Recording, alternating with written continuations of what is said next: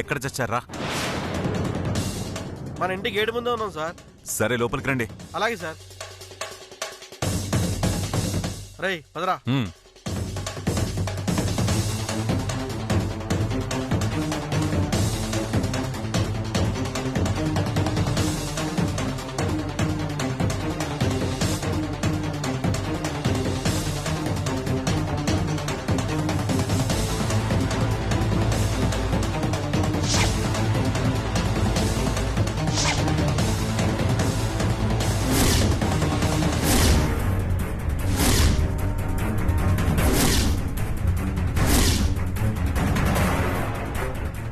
ఒరే వీరనారాయణ, నా స్వీట్లు ఎక్కడ పెట్టావురా?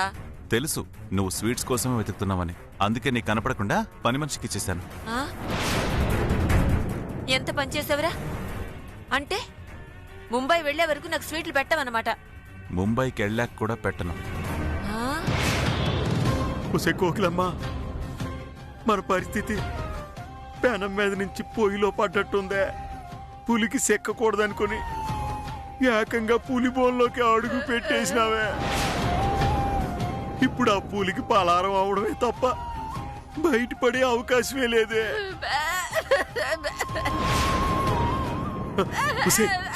అరోమాకే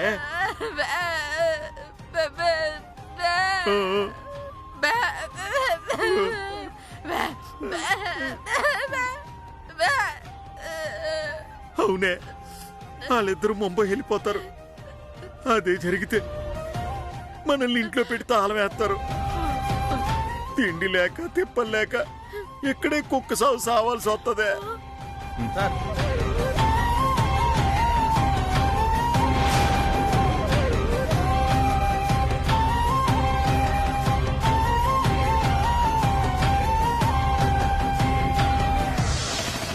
ఆగు.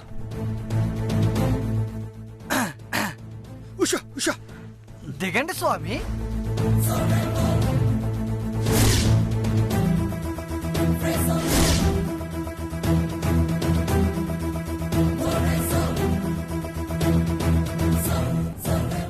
ఓం నమ శివాయ.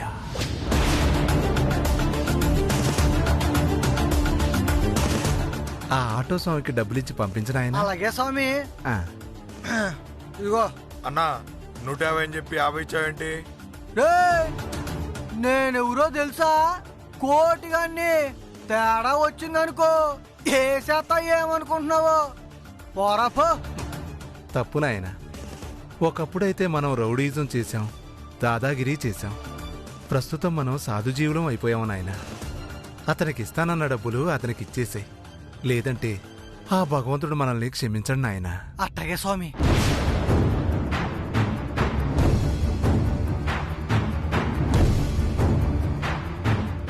ఆహా. ఓం నమ శివాయ. పదనాయన స్వామి.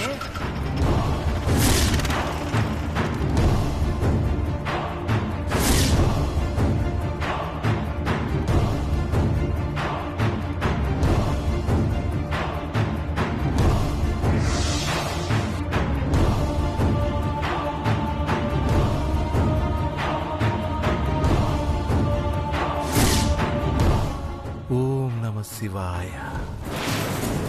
ఒరే తమ్ముడు. అక్క, వాడు మన పులిరాజేనా? అవునక్క, మన పులిరాజుగాడే. తప్పండి. ఒకప్పుడు ఈయన వెధవై ఉండొచ్చు, వాడు వీడుని పిలిచి ఉండొచ్చు. కానీ ఇప్పుడైనా సన్యాసిలో ఉన్నాడు, ఏ శివమాల వేసుకున్న భక్తుల్లో ఉన్నాడు. ఇలాంటి వాళ్ళని వాడు వీడు అని పిలవకూడదు, స్వామి అని మాత్రమే పిలవాలి. మీరు చెప్పింది కరెక్టే గురునాథం గారు. పులిరాజస్వామి గారు నమస్కారం. నమస్కారం కాంతమ్మ గారు. ఎలా ఉన్నారు? మీ ఇంట్లో అందరూ క్షేమమేనా? మా ఇంట్లో అందరం క్షేమమే పులిరాజస్వామి గారు. మీరేంటి సన్యాసిలా ఉండి సారీ ఉన్న పళంగా సన్యాసిలా మారిపోయారు? కోటి గారు. స్వామి, మాకు జీవితం మీద విరక్తి వచ్చేసి ఓ గురువుగారిని కలిసి మాలేసేసుకుని సాధుజీవులా మారిపోయిన విషయం మీరు కాంతమ్మ గారికి చెప్పలేదా? చెప్పలేదు బావ స్వామి. నీకు జీవితం మీద విరక్తి వచ్చేస్తే గురువుగారిని కలిసి స్వామీజీలా మారిపోయావా? తప్పు చిట్టమ్మ గారు, నేను మారిపోయింది స్వామీజీలా కాదు, భక్తుళ్ళా. ఆ అవ్వచ్చా? ఇలా మారిపోయి ఎన్ని రోజులైందో? ఈడు బొంద నిన్నే కదా నాకు పేకల దాకా తాగిచ్చాడు. ఈడు పేకల దాకా తాగాడు. ఇలాంటి ఇతరుడు ఇప్పటికిప్పుడు మారిపోవడం ఏంటి? అది చూసి మన ఎర్రి బాగుల నమ్మేయడం ఏంటి? ఈ పులిరాజు గాడు కుక్క తోకలంటాడు. ఆ తోకొన్న వంకర తీయొచ్చు గాని ఈడు వంకర బుద్ధి మాత్రం తీయలేము. నువ్వు ఆపుతావా? అసలే పులిరాజు మారిపోయి దేవుడి భక్తుడయ్యాడని అతన్ని చూస్తేనే అర్థం అవుతుంది. అలాంటి వారిని పట్టుకుని నోటికొచ్చినట్టు వాగుతావా? కాంతమ్మ గారు, దయచేసి భాస్కర్ గారిని నిందించకండి.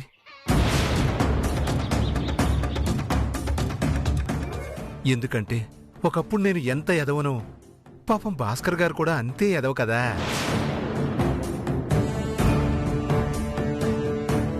కాకపోతే నా అదృష్టం బాగుండి మారిపోయాను. ఆయన దురదృష్టం కొద్దీ ఆయన మారలేదు. అందుకే నిన్న రాత్రి నేను పూజ ముగించుకొని ఇంటికి వెళుతుంటే భాస్కరు తప్ప తాగి ఎదురయ్యాడు.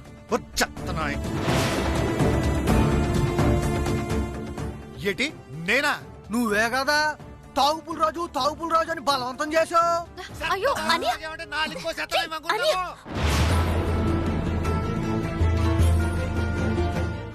చూడు పులిరాజు, నువ్వు నిజంగా భక్తుడిగా మారావో లేదో నీకు తెలుసు, ఆ దేవుడికి తెలుసు. కానీ నేను చెప్పేది ఒకటే, నువ్వు చెప్పే నిజం మీద మా అన్నయ్య జీవితం ఆధారపడుంది, మా ఇంటి పరువు ఆధారపడుంది. నా మాటిని ఈ ఒక్కసారైనా నిజం చెప్పు. నిన్న రాత్రి నువ్వు మా అన్నయ్యకి తాగించావా? మా అన్నయ్య నీకు తాగించాలనుకున్నాడా? ఏంటి చిట్టమ్మ, నా మాటలు భాస్కర జీవితాన్ని నిలబెడతాయంటే భక్తుడైన నేను కూడా అబద్ధం చెప్పడానికి సిద్ధమమ్మా.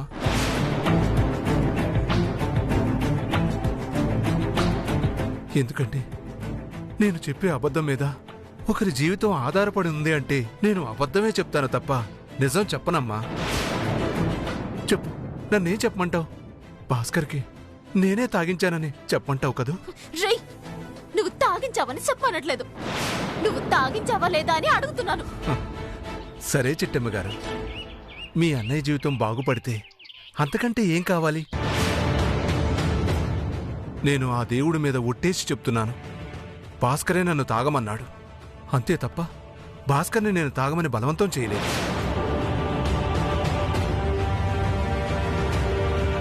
పొరపాటును కూడా అతనికి తాగించలేదు. కానీ నీకోసం చెప్తున్నాను కాంతమ్మ గారు, భాస్కర్ చెప్పేది నిజమండి. నిన్న రాత్రి నేనే భాస్కర్ గారికి బలవంతంగా తాగించాను. జరిగిన దాంట్లో పాపం అతనిది ఎలాంటి తప్పు లేదండి. దయచేసి నీ కూతుర్ని భాస్కర్ని విడదీయకండి. ఓం నమ శివాయ. చాలా ఆపుతావా నీ ఏదో నాటకాలు? 3 రోజుల క్రితమేగా మాకు కనిపించావు. ఇంతలోనే భక్తుడిగా మారిపోవడం, సన్యాసం పుచ్చుకోవడం, స్వామీజీలా మాట్లాడడం, ఇదంతా మేము నమ్మేయాలి అంతేగా? పులిరాజు మాటల మీద మీకు నమ్మకం కలగట్లేదేమో కానీ నాకు పూర్తిగా నమ్మకం కలిగింది. మీ కళ్ళతో మీరే చూశారుగా, భాస్కర్ జీవితాన్ని నిలబెట్టడానికి అతను తాగించకపోయినా నేనే తాగించానని అబద్ధం చెప్పడానికి కూడా సిద్ధపడ్డాడు. ఇలాంటి వారిని అనుమానిస్తే ఆ పాపం మనకే చుట్టుకుంటుంది. లేదు కాంతమ్మత్త, ఈ పుల్లాజు గాడు నాటకం ఆడుతున్నాడు. రే పులి, పులి రక్తం తాగడం మానేసిందని చెప్పు నమ్ముతాను, అంతేకాని నీలాంటి గుంట నక్క మారిందని చెప్తే నేను నమ్మనురా. శివశివా, అన్న కాపురం పాడైపోతుందన్న బాధలో నన్ను తిడుతుంది స్వామి. ఆ తిట్లు మీరు పట్టించుకోబాకండి. చిత్రగుప్త, మీకు కూడా నాదొక చిన్న విన్నపం. దయచేసి ఈ చిట్టెమ్మ తిట్లని పాపాలుగా లెక్కించకండి. హలో పుల్రాజు, చిత్రగుప్తుడు వారితో యమధర్మరాజుతో తర్వాత మాట్లాడొచ్చు. ముందు నిజం చెప్పండి. ఇంకా చెప్పడానికి ఏముంది రవిచంద్ర? ఈ పులిరాజు ఒకప్పటి పులిరాజు కాదు, పూర్తిగా మారిపోయాడు. అతనికున్న సప్తావేశాల్ని వదిలేశాడు. అయినా వారు అబద్ధం చెప్తున్నారంటే నువ్వు నమ్ముతావేమో కాని నేను నమ్మను. అందుకే రేపో ఎల్లుండో లాయర్ని పిలిపిస్తాను. నా కూతురికి భాస్కర్కి విడాకులిప్పిస్తాను. ఇంక తిరుగులేదు.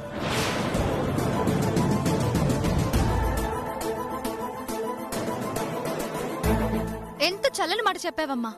ఆ పిలిచే లాయర్నేదో త్వరగా పిలిపించి ఈ పాలోడుతో నాకు తెగదింపులు చేసేయమ్మా. అప్పుడు నేను ప్రశాంతంగా ఉంటాను.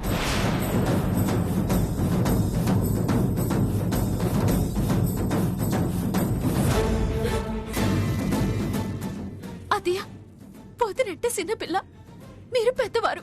కాస్త ఆలోచించి నిర్ణయం తీసుకోవచ్చు కదా. నిర్ణయించడానికి ఏమీ లేదు. త్వరలోనే లాయర్ వస్తాడు, ఇద్దరికి తెగదెంపులు చేస్తాడు. పదరా తమ్ముడు.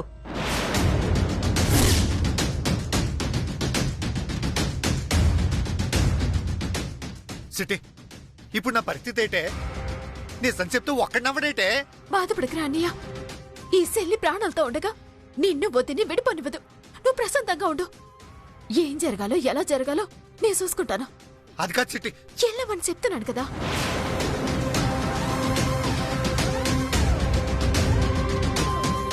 ఓం నమ శివాయ. అందరూ వెళ్ళిపోయారు నాయన. ఇక మనం కూడా నిష్క్రమిద్దామా? అలాగే స్వామి.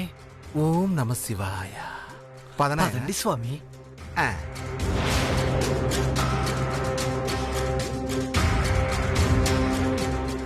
లోపలికి వచ్చిట్టమ్మా.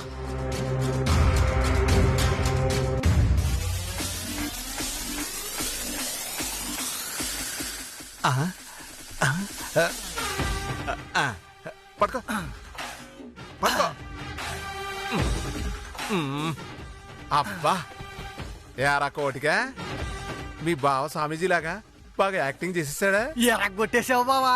నువ్వు ఆ గెటప్ లో కన్నా ఈ స్వామీజీ గెటప్ లోనే చాలా బాగున్నావు బావా. దేనికిరా? ఈ గెటప్ లో ఉంటే నా ముందు కూడా నువ్వే తాగేయొచ్చానా? అదేం లేదు బావా. ఇదంతా కాంతం గారు ఆడించిన నాటకం రా. కాకపోతే ఈ గెటప్ లో ఎంతకాలం బతకాలో అర్థం కావడం లేదు. బావోయ్, కాంతం గారు చెప్పేదాకా ఈ గెటప్ లో ఉండు బావోయ్. పొరపాటు తేడా వస్తే ఆవిడ చంపేస్తుంది. సర్లేరా, ఆవిడ చెప్పేదాకా తీయనులే. వెళ్దాం పదా. పద స్వామి. పద బావా. ఏమే అర్జెంటుగా సిట్టమ్మకు ఫోన్ చేద్దాం. వీళ్ళు వెళ్ళక ముందే సిట్టమ్మ వస్తే మనం ఎట్టా తప్పించుకోవచ్చు. లేదంటే ఇక్కడ ఇరుక్కుపోతాం.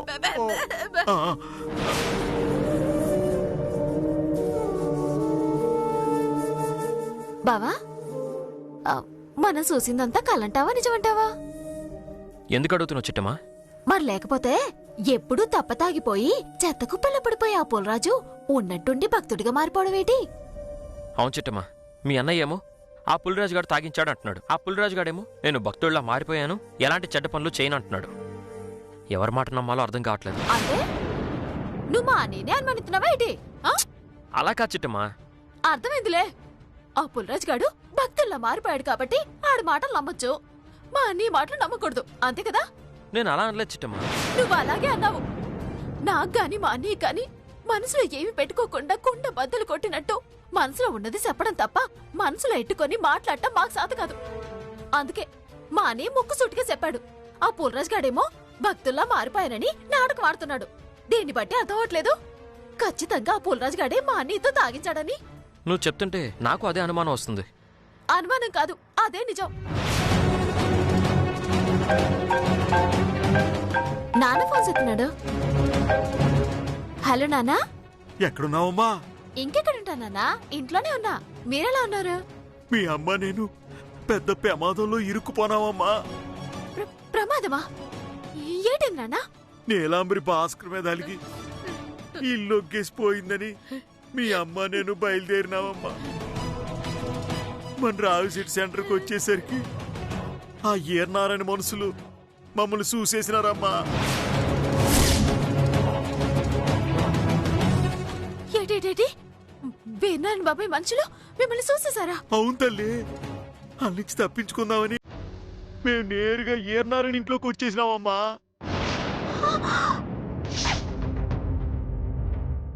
అచ్చ బాబాయ్, మీరు వీరనారాయణ బాబాయ్ ఇంటికి ఎందుకు వెళ్ళారు నాన్న?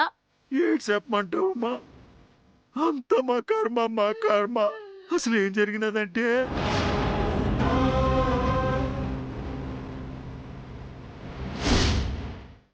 ఓకేలమ్మ కుటుంబాలు రా.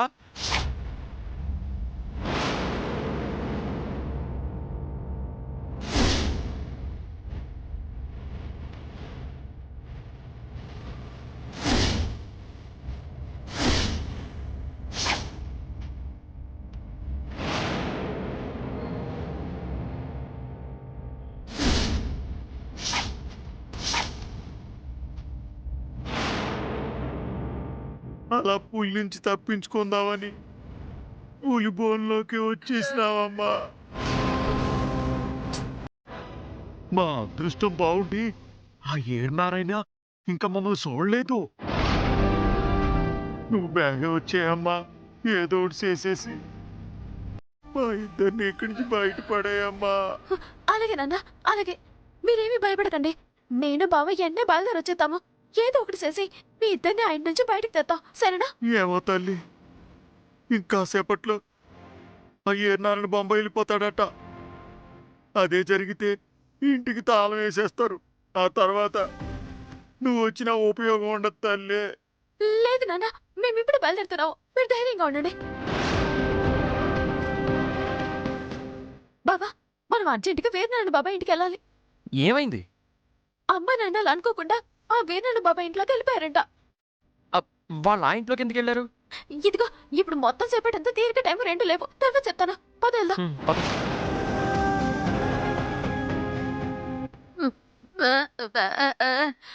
బయలుదేరుతానంది, ఇంకాసేపట్లో వచ్చేస్తుందంట.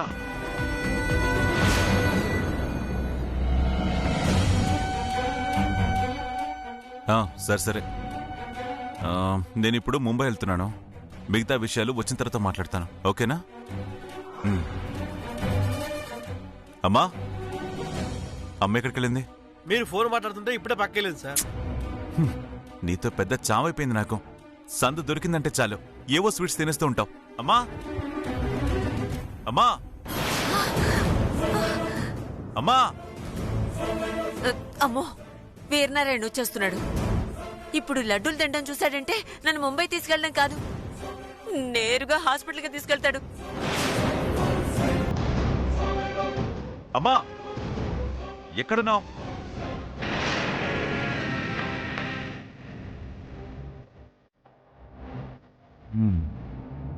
నువ్వు స్వీట్లు తినడం పూర్తయితే మనం బయలుదేరదాం. నేనే స్వీట్లో తినలేదురా. నిజమే, నువ్వు సోఫా కింద దాచిపెట్టిన స్వీట్లు దేవుడొచ్చి తిన్నాడు కదా. చూసేసావా? ఇప్పుడేంటి, నీకు షుగర్ వచ్చినప్పటి నుంచి చూస్తూనే ఉన్నాను. నేను వద్దని చెప్పడం, నా కళ్ళు కప్పి నువ్వు స్వీట్స్ తినడం. అప్పుడప్పుడు నేను చెప్పడమైనా ఆపుతున్నానేమో గానీ నువ్వు స్వీట్స్ తినడం మాత్రం ఆపట్లేదు. అదేరా, ఏదో స్వీట్లు చూసేసరికి కాస్త కక్కుర్తి. సరే పద వెళ్దాం. పదా.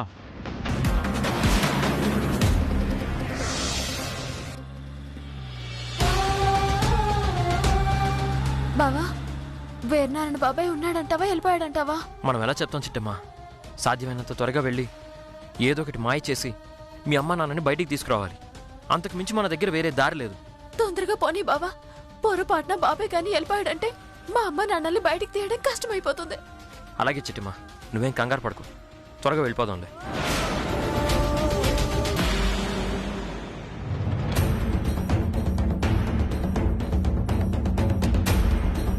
రై, చెప్పింది గుర్తుందిగా?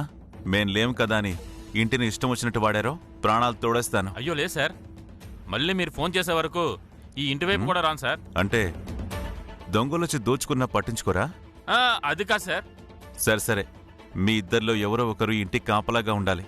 డేలో ఎవరు కాపలాగా ఉంటారో, నైట్లో ఎవరు కాపలాగా ఉంటారో మీరే డిసైడ్ చేసుకోండి. ఓకే సార్, మా ఇద్దరిలో ఎవరో ఒకరు ఖచ్చితంగా ఉంటాం సార్. తాళం వేసి.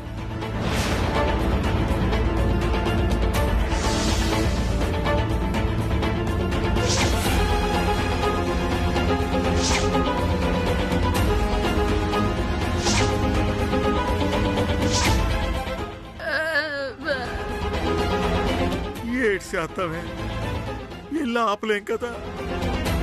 సచ్చినట్టుగా సిట్టెమ్ వచ్చేదాకా ఈ ఇంట్లో పడి ఉండాలి మనం.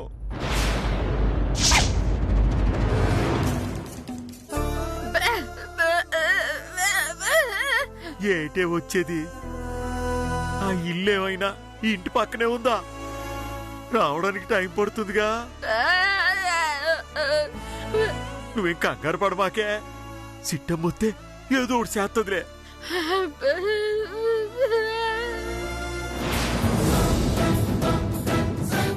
సరేనా, ముంబై వెళ్ళే కాల్ చేస్తా. Okay sir. అలాగే లేరా, ఇంటిని మాత్రం జాగ్రత్తగా చూసుకోండి. అలాగే మేడం. దామ్మా, కూర్చో.